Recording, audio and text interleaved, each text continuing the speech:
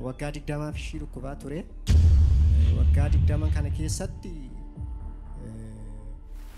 dhibee kana baachaa itti rakkachaa turte ittiin mana yaalaa geesse harka ishii kana gubbaarratti mul'ate. Fasaashii qaba karaa afuriin karaa kanas yaa'a asiinis yaa'a karaa kanaanis yaa'a naa fasaashii qaba jechuudha. Guyyaa lama gannamne duutee bakka nama kana booda waan akka fedhii isaa godhu yoo deemtas gara waaqaa deemtoo jiraatte waaqaaf jiraatte dheetanan tasfaa kute naa koottoodheeni waame.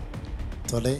Gaafa waamuu dhuftee iddoo madaashii kanatti agarsiifattee ji'a kanaan booda sirraa dhabama naan jedheetti. Wayii kanarraa kan qabu eenyuudha?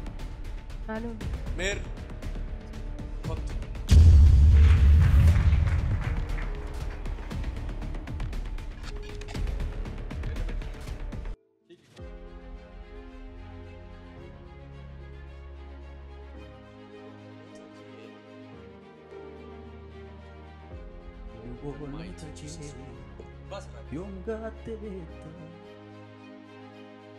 Manni yaala maal si jedhu?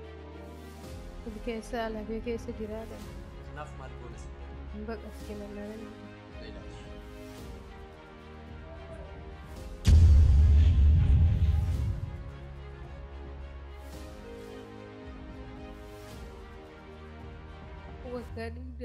Waggaa 20 amat. Wanti waggaa 20 ji'a tokko kana keessatti bada.